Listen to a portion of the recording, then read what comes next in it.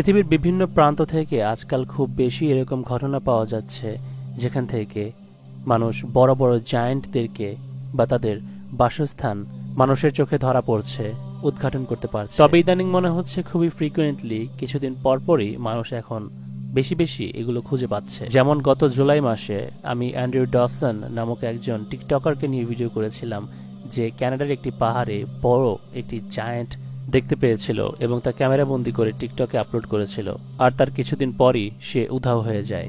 কেউ কেউ তো এখনো বিষয়টি বিশ্বাস করে, আবার কিছু মানুষ মনে করে যে সেখানে আসলে একটি টাওয়ার ছিল, কারণ তারা গুগল ম্যাপ থেকে সেখানে এরকম একটি টাওয়ার খুঁজে পেয়েছে বলে দাবি করছে।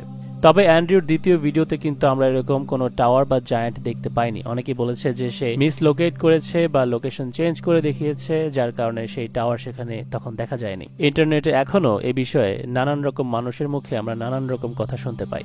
তবে সব কথার ঊর্ধ্বে যেটা হলো, এই ব্যক্তি কিন্তু এখনো সারা বিশ্বের কাছে গায়েব। তাকে তার মৃত্যুর ব্যাপারে ঘোষণা করার পর থেকে এখনো কোথাও দেখা যায়নি।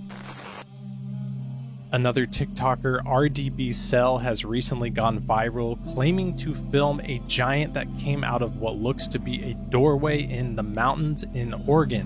He's had a few stretches of going silent after this, as well as claiming to be followed by white vehicles while at his home or while going to explore the গত 2 মাস আগে আরবিডি সেল নামক আরেকটি TikTok account থেকে এই ব্যক্তি কিছু video share করে, যেখানে সে জানায় যে একটি পাহাড়ের মধ্যে থেকে যেখানে সে ঘুরতে গিয়েছিল সেখানে বড় রকমের একটি সে দরজা দেখতে পায় বা গেট, যার ভেতরে একটা বড় ধরনের কোনো কিছু ছিল যে ওই দরজাটি লাগিয়ে দেয় এবং সে তা দেখতে পায় বা প্রত্যক্ষ করে, যদিও বা ক্যামেরায় সে এই দৃশ্য বন্দি করতে পারেনি।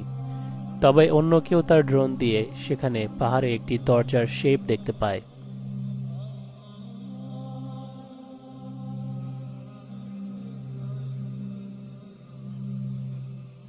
সে মূলত তার ওয়াইফকে নিয়ে সেখানে ঘুরতে বেরিয়েছিল।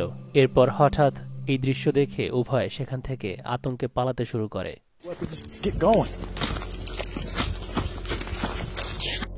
কিন্তু কথা হলো, এভাবে যদি কেউ ক্যামেরা হাতে নিয়ে ইচ্ছা করে আতঙ্ক তৈরি করে বা দৌড়াদৌড়ি করে, সেটাও কিন্তু সম্ভব। মানে আমি বলছি ফেক কন্টেন্ট তৈরির কথা। প্রযুক্তির এই যুগে অবশ্যই আজকাল মানুষ খুব সহজেই এসব বিষয়ে বিশ্বাস করে না। বিখ্যাত কিছু ইউটিউবাররা তেমনটাই করেছে, তাকে ভালোভাবে যাচাই বাছাই করার জন্য যে সে আসলে অ্যাটেনশন পাওয়ার জন্য এমনটা করেছে নাকি ব্যাপারটা সত্যি। Alright, theory 1 from a follower. Here's the theory, let me spin it around. The wedge door. He says up here, when you get in there, there's a crack across the bottom, shows you the door. It doesn't match the rest of it, and it goes over in the corner.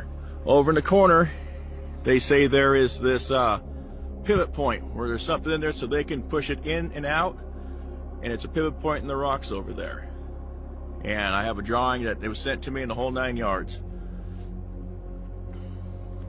Number 2, that's all part of the same working mechanism up there, kind of the same theory as the last person. And that's where that block kicks out on the side right here and goes up and goes flat, just to show that, you know, there is a pivot point there. তবে Andrew ডসনের মতো তাকেও কিছু white কালারের গাড়ি follow করছিল বলে সে জানায়। তবে সে এর জন্য গভর্নমেন্টকে দায়ী করেনি। এই ভ্যানগুলো যে গভর্নমেন্টের পক্ষের সেটাও সে বলেনি। তাছাড়া এগুলো লোকাল কারও হতে পারে। তবে ওপরে যে জিনিসটি দেখানো হয়েছে তা সত্যি একটি দরজার মতো দেখতে, তা ভালোভাবেই বোঝা যাচ্ছে। পরবর্তীতে তারা চেষ্টা করেছিল এটিকে খোলার জন্য, তবে তাদের দ্বারা এটি সম্ভব হয়নি। এরপর আমরা যে ভিডিওটি দেখতে চলেছি তা সত্যি আশ্চর্যকর। এরকম জায়ান্ট বা গুহার কথা তো আমরা শুনেছি, বা সেগুলো আসল কিনা নকল সে সম্পর্কে আমরা নিশ্চিত নই।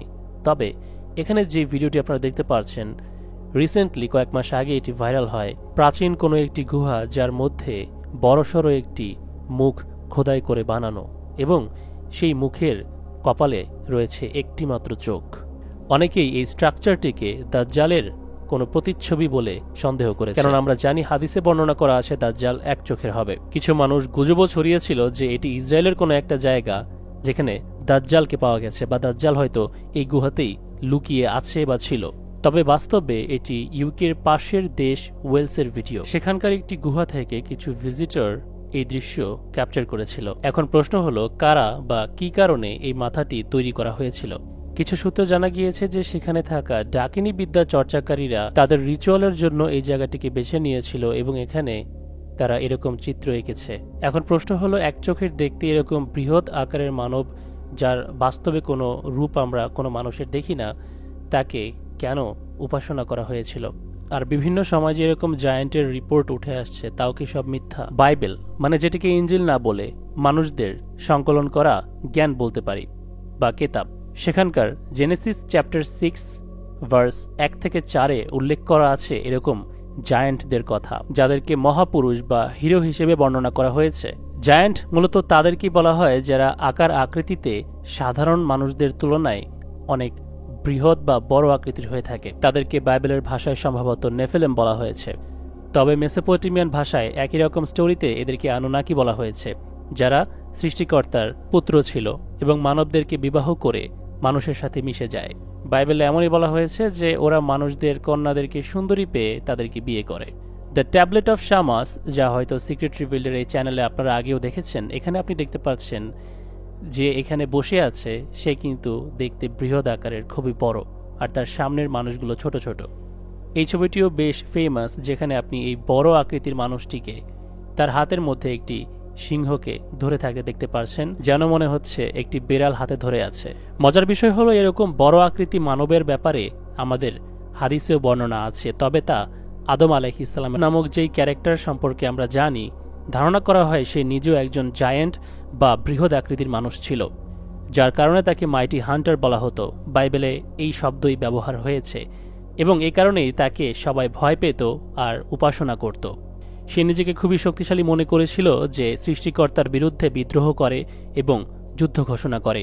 ইতিহাসের বিভিন্ন সভ্যতার চরিত্রগুলোর সিমিলারিটিগুলো মিলিয়ে দেখলে দেখা যায় যে নমরুদের ছেলের নাম ছিল তামুজ, যাকে মিশরে হরাস বলা হতো। হরাসের এক চোখকে আমরা উপাসনা করতে দেখি মিশরে। নমরুদ ও তার স্ত্রী সেমিরামিসের গর্ভ থেকে একটি সন্তান জন্মেছিল ব্যাবেল শহরে, যাকে তামুজ বলা হতো। বলা হয় সে কোনো জঙ্গলে হারিয়ে গিয়েছিল, যেখানে তাকে জঙ্গলি জন্তুরা হত্যা করেছে, তবে এর সত্যতা সম্পর্কে কেউই নিশ্চিত নয়। জায়ান্টের ছেলে অবশ্যই জায়ান্ট হওয়ার সম্ভাবনা রাখে, আর তার চোখকে যদি উপাসনা করা হয় সেই প্রাচীনকাল থেকেই, তবে ওয়েলসের এই ঘটনাটিও অনেকটাই সাদৃশ্য রাখে। হতে পারে আমরা এই ভিডিওতে যেই আকৃতি দেখতে পাচ্ছি এর দ্বারা তামুজকেই বোঝানো হয়েছে, যাকে মিশরের ম্যাজিশিয়ানরা তখন উপাসনা করত, আর ডাকিনীরা হয়তো ওয়েলসে কোনো একটা সময় এদেরকে উপাসনা করেছে। আমরা না জানলেও হয়তো তারা তামুজ সম্পর্কে জানে, না হলে যে তার এক চোখ বা তার এক চোখকে উপাসনা করতে হবে সে বিষয়ে কিভাবে জানতো?